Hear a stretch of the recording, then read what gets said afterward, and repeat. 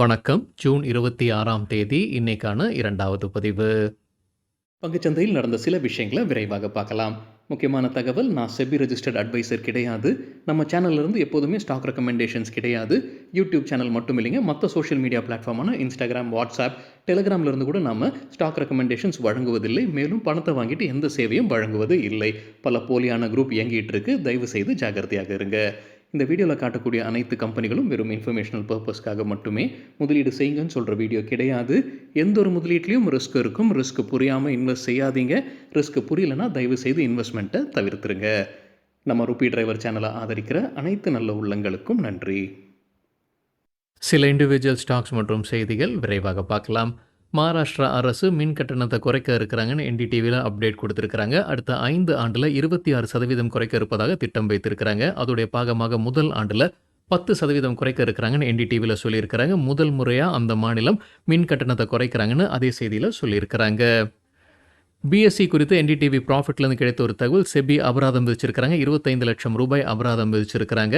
அவங்க சில விதிகளை சரியாக பின்பற்றல. குறிப்பாக சொல்லியிருப்பது புரோக்கர்ஸ் யாரெல்லாம் அதிகமாக ட்ரேட்ஸை மாற்றிக்கிட்டே இருக்காங்களோ அவங்க மீது எந்த நடவடிக்கையும் எடுக்காமல் வைத்திருக்கிறாங்க. செபி ஆய்வு நடத்தி இருந்திருக்கிறாங்க. பிப்ரவரி 2021 முதல் செப்டம்பர் 2022 வரைக்கும். அதற்கு பிறகு இப்போ இந்த அபராதத்தை பிஎஸ்சி மீது போட்டிருக்கிறாங்க செபின்ற தகவல் என்டிடிவி ப்ராஃபிட்டில் சொல்லியிருக்கிறாங்க.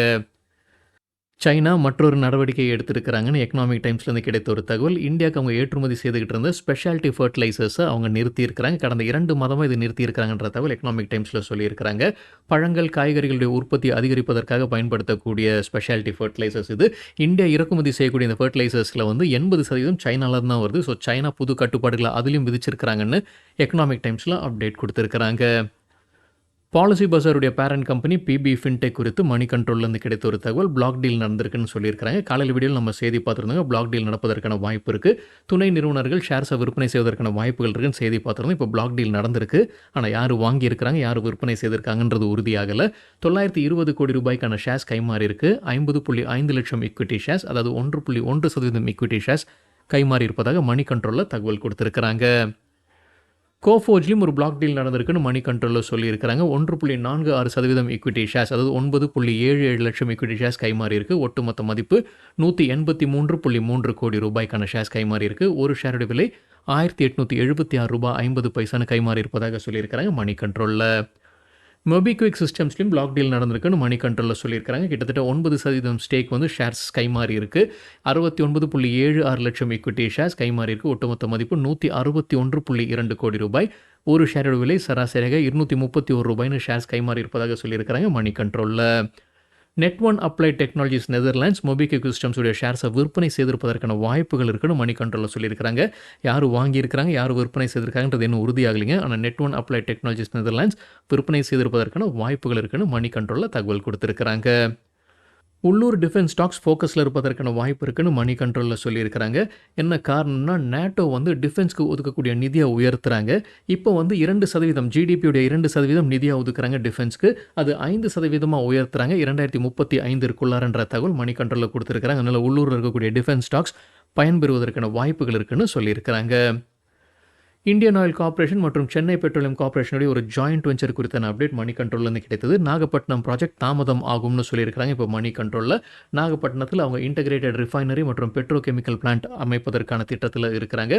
முன்ன சொன்னது 2027 அது முடிக்கப்படும். இப்போ 2031 வரைக்கும் போகிறதுக்கான வாய்ப்பு இருக்குது. அவங்க மறுபடியும் அதை சீரமைக்கிறதுக்கான ஒரு திட்டத்தில் இருக்கிறாங்க. அது ஸ்டடி பண்ணுறதுக்கே ஒரு ஆண்டு ஆகும். அப்புறம் 3 to 5 ஆண்டுகளாகும் அது கட்டுவதற்கு. ஸோ இப்போ அவங்க சொல்லியிருப்பது 2031 அந்த ப்ராஜெக்ட் முடிப்பதற்கான வாய்ப்புகள் இருக்குன்னு தெரிவிச்சிருக்கிறாங்க. தகவல் நமக்கு கிடைத்தது மணி கண்ட்ரோல்ல இருந்து. ஆக்மே சோலார் ஹோல்டிங்ஸ் இன்னைக்கு இன்ட்ராடேல 3% அதிகரித்தது. என்ஹெச்பிசி உடைய டெண்டரில் அவங்க ஜெயிச்சிருக்கிறாங்க. பேட்டரி எனர்ஜி ஸ்டோரேஜ் சிஸ்டம்கான ப்ராஜெக்ட் ஆந்திர பிரதேஷ் மாநிலத்தில். எஸ்எம்எஸ் ஃபார்மா தரப்புல அப்டேட் இருக்குது. கம்பெனியுடைய ஹைதராபாத் ஆலையில் United States Food and Drug Administration ஆய்வு நடத்தி இருந்திருக்கிறாங்க. ஜூன் 23 முதல் 25 வரைக்கும் அது வெற்றிகரமாக முடிஞ்சிருக்கு. ஃபார்ம் 483 வழங்கப்பட்டிருக்கு, எந்த அப்சர்வேஷன்ஸும் இல்லாமல். ஏயு ஸ்மால் ஃபினான்ஸ் பேங்க் தரப்புல அப்டேட் இருக்குது. ஜூன் 28 ஃபண்ட் ரைசிங் குறித்து முடிவெடுக்க இருக்கிறாங்க AU small finance bank. Hindustan யூனிலீவருடைய டீமர்ஜர் குறித்தான அப்டேட் மணி கண்ட்ரோல்லேருந்து கிடைத்தது. நம்ம முன்னே பார்த்துருந்தோங்க. அவங்களுடைய ஐஸ்கிரீம் பிசினஸ் அவங்க டீமர்ஜர் பண்றாங்க அப்படின்னு. அது குறித்தான அப்டேட். அந்த ஐஸ்கிரீம் பிசினஸ்ல மேக்னம் ஐஸ்கிரீம் கம்பெனி 61.9% ஸ்டேக் வாங்குறாங்க யூனிலீவர் குரூப் கிட்ட இருந்து அப்படின்ற முடிவு எடுத்திருக்காங்க. டீமர்ஜர் ரேஷியோ வந்து 1:1 தான் கொடுக்குறாங்க. அந்த புது கம்பெனிக்கு ஒரு ஷேர் கொடுக்குறாங்க. இந்துஸ்தான் யூனிலீவர்ல ஒரு ஷேர் வைத்திருந்தா, இப்போ மேக்னம் ஐஸ்கிரீம் கம்பெனி வந்து 61.9% ஸ்டேக்க யூனிலீவர் குரூப் கிட்ட இருந்து வாங்க இருக்கிறாங்கன்னு மணி கண்ட்ரோல்ல அப்டேட் கொடுத்திருக்காங்க. ஓம் இன்ஃப்ரா இன்னைக்கு இன்ட்ராடேல கலக்கி இருக்கிறாங்க. 12% அதிகரித்தது. கம்பெனிக்கு NHPC கிட்ட இருந்து ஒரு கான்ட்ராக்ட் கிடைக்குது. கிட்டத்தட்ட 200 கோடி ரூபாய். அருணாச்சல் பிரதேஷ் மாநிலத்திலிருந்து கிடைத்த ஆர்டர் இது. லாய்ட்ஸ் மெட்டல்ஸ் அண்ட் எனர்ஜி தரப்புல வந்து ஒரு அப்டேட் இருக்கு. கம்பெனிக்கு மினிஸ்ட்ரி ஆஃப் என்விரான்மெண்ட் கிட்ட இருந்து சுற்றுச்சூழல் அனுமதி கிடைச்சிருக்கு. அயனோர் மைனிங் கெப்பாசிட்டி அவங்க உயர்த்துறாங்க. ஆண்டிற்கு 55 மில்லியன் டன்னாக உயர்த்துறாங்க. அதற்கான அனுமதி கிடைச்சிருக்குன்னு சொல்லியிருக்கிறாங்க. ஸ்டார் ஹெல்த் இன்சூரன்ஸ் குறித்து மணி கண்ட்ரோல்லேருந்து கிடைத்த ஒரு தகவல். SBI மியூச்சுவல் ஃபண்ட் 1.64 கோடி ஈக்விட்டி ஷேர்ஸை வாங்கியிருக்கிறாங்க. சராசரியாக ஒரு ஷேர் விலை ₹420. WF Asian smaller companies fund விற்பனை செய்திருக்கிறாங்க. 1.66 கோடி ஈக்விட்டி ஷேர்ஸ். ஒரு ஷேர் விலை ₹420 3 பைசான்னு விற்பனை செய்திருக்கிறாங்க. நெஸ்லே இந்தியா போனஸ் அறிவிச்சிருக்கிறாங்க. இன்னைக்கு ஒரு ஷேர் கொடுக்குறாங்க போனஸாக. ஒரு ஷேர் வைத்திருந்தா அதற்கான ரெக்கார்ட் டேட் பின்னர் அறிவிக்கப்படும்னு சொல்லியிருக்கிறாங்க Nestle India. InterGlobe aviation IndiGo ஏர்லைன்ஸுடைய பேரண்ட் கம்பெனி குறித்தான ஒரு அப்டேட். முதல் முறையாக ஒரு புரோக்கிங் கம்பெனி அவங்களுடைய டார்கெட் 7000க்கு மேலே கொடுத்துருக்காங்க இன்டர்குளோப் ஏவியேஷனுக்கு. BNK செக்யூரிட்டிஸ் பை ரேட்டிங் கொடுத்துருக்காங்க இன்டர்குளோப் ஏவியேஷனுக்கு. கொடுத்துருக்கிற டார்கெட் 7256. இதுதான் முதல் முறை இந்த கம்பெனிக்கு வந்து 7000க்கு மேலே ஒரு புரோக்கிங் கம்பெனி டார்கெட் கொடுத்துருக்கிறது. நேற்று க்ளோசிங்கிலிருந்து ஒப்பிடும்போது 30% அதிகரிப்பதற்கான வாய்ப்பு இருக்குது.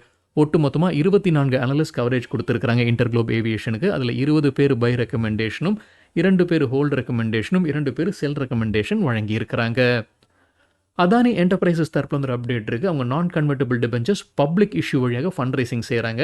500 கோடி ரூபாய் ஃபண்ட் ரைசிங் செய்ய இருக்கிறாங்க. ஆனால் டிமாண்ட் கூடுதலாக இருக்கும் பட்சத்தில் இன்னொரு 500 கோடி ரூபாய், ஸோ ஒட்டுமொத்தமாக 1000 கோடி ரூபாய் ஃபண்ட் ரைசிங் செய்வதற்கு அவங்க முடிவு செய்திருக்கிறாங்க. அதானி என்டர்பிரைசஸ் நான் கன்வெர்ட்டபிள் டிபெஞ்சர்ஸ் பப்ளிக் இஷ்யூ வழியாக.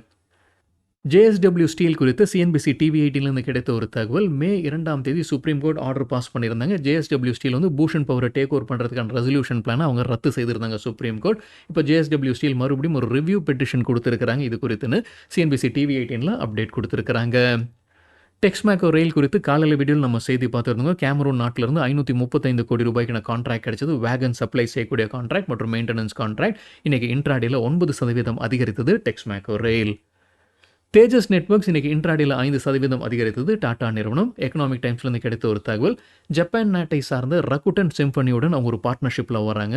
இன்டகிரேட்டட் ஓப்பன் RAN சொல்யூஷன்ஸ்க்காகத்தான் இந்த பார்ட்னர்ஷிப்னு எக்கனாமிக் டைம்ஸில் அப்டேட் கொடுத்துருக்காங்க. கேன்ஃபின் ஹோம்ஸ் டிவிடெண்டுக்கான ரெக்கார்ட் டேட்டை அறிவிச்சிருக்காங்க. டிவிடெண்ட் முன்னவே அறிவிச்சிருந்தாங்க ₹6. அதற்கான ரெக்கார்ட் டேட்டை இப்போ அறிவிச்சிருக்காங்க ஜூலை 11. SBC எக்ஸ்போர்ட்ஸ் தரப்புல வந்து அப்டேட் இருக்கு. இன்ட்ராடேல 3% அதிகரித்தது. கம்பெனிக்கு ஒரு எக்ஸ்போர்ட் ஆர்டர் கிடைக்குது. துபாயை சார்ந்த கவுஜி பிரதர்ஸ் கம்பெனி கிட்ட இருந்து கிடைத்த ஆர்டர். அதோடைய மதிப்பு ₹10.76 கோடி. DCX சிஸ்டம்ஸ் தரப்புல வந்து அப்டேட் இருக்கு. கம்பெனிக்கு ஒரு ஆர்டர் கிடைக்குது. ₹4.36 கோடி ஆர்டர். யார்கிட்ட இருந்து சொல்லல, அது ஒரு டிஃபென்ஸ் செக்டரை சார்ந்த நிறுவனம்னு மட்டும்தான் சொல்லியிருக்கிறாங்க DCX சிஸ்டம்ஸ். ஆஃப்கான்ஸ் இன்ஃப்ராஸ்ட்ரக்சர் டிவிடெண்டுக்கான ரெக்கார்ட் டேட் அறிவிச்சிருக்காங்க. மே மாதத்தில் டிவிடெண்ட் அறிவிச்சிருந்தாங்க ₹2.50. அதற்கான ரெக்கார்ட் டேட் இப்போ அறிவிச்சிருக்காங்க ஜூலை 18. லெமன் ட்ரீ ஹோட்டல்ஸ் தரப்புல வந்து ஒரு அப்டேட் இருக்கு. சூரத்தில் 108 அறைகள் கொண்ட ஒரு புது ஹோட்டலை திறக்க இருக்கிறாங்க. என்டியூரன்ஸ் டெக்னாலஜிஸ் குறித்து எக்கனாமிக் டைம்ஸ்லேருந்து கிடைத்த ஒரு தகவல். சில தினங்களுக்கு முன்னாடி நம்ம செய்தி பார்த்துருந்தோங்க. மத்திய அரசு ஒரு புது விதியை கொண்டு வராங்க. 2 வீலர் சேல்ஸில் ABS-ஐ கட்டாயமாக்குறாங்க ஜனவரி 1 செய்தி நம்ம பார்த்துருந்தோம். இப்போ கோட்டக் இன்ஸ்டிடியூஷன் அது குறித்து என்ன சொல்லியிருக்காங்கன்னா, ஹீரோ மோட்டோகார்ப் மற்றும் TVSக்கு வந்து ஒரு பெரிய பாதிப்பு ஏற்படுவதற்கான வாய்ப்பு இருக்குது. 2 வீலர் செக்மெண்ட்டில் இந்த 2 ஸ்டாக்ஸுக்கு பெரிய அளவில் பாதிப்பு இருப்பதற்கான வாய்ப்பு இருக்குன்னு கோட்டக் இன்ஸ்டிடியூஷன் கருதுறாங்க. அதே நேரத்தில் என்டியூரன்ஸ் டெக்னாலஜிஸ் பயன்பெறுவதற்கான வாய்ப்பு இருக்குன்னு சொல்கிறாங்க. ஏன்னா அவங்க இந்த ABS மார்க்கெட்டில் தான் இருக்கிறாங்க. மார்க்கெட் ஷேர் 10-15% வைத்திருக்கிறாங்க. ஸோ லிஸ்டட் கம்பெனிஸில் என்டியூரன்ஸ் டெக்னாலஜிஸ் பயன்பெறுவதற்கான வாய்ப்பு இருக்குன்னு கோட்டக் இன்ஸ்டிடியூஷனல் கருதுறாங்க. கோட்டக் இன்ஸ்டிடியூஷன் வேறு சில செய்திகளும் சொல்லியிருக்கிறாங்க, தகவல் கொடுத்துருக்காங்க. அதாவது இந்த ABS கட்டாயப்படுத்துறதுனால வாகனத்துடைய விலை அதிகரிக்கும். ₹3000-5,000 வாகனத்துடைய விலை அதிகரிப்பதற்கான வாய்ப்பு இருக்குது. அது கிட்டத்தட்ட 5%. ஸோ 5% அதிகரிப்பதற்கான வாய்ப்பு இருக்குது. எல்லாத்தையும் ஒரே நேரத்தில் வந்து கஸ்டமருக்கு பாஸ் பண்ணுவதற்கான வாய்ப்புகள் குறைவு. அது படிப்படியாக இந்த கம்பெனிஸ் வந்து கஸ்டமர்ஸ் மீது அவங்க பாஸ் பண்ணுவாங்கன்றதான் எதிர்பார்ப்புன்னு சொல்லியிருக்கிறாங்க கோட்டக் இன்ஸ்டிடியூஷன். அதில் நியர் டேர்மில் ஒரு இம்பாக்ட் இருக்கும், லாங் டேர்மில் வந்து அது சரியாயிடும் அப்படின்ற மாதிரி சொல்லியிருக்கிறாங்க கோட்டக் இன்ஸ்டிடியூஷனல். சரிங்க, இதுதான் சில விஷயங்கள் என்னுடைய பார்வைக்கு எட்டியது. நன்றி, வணக்கம்.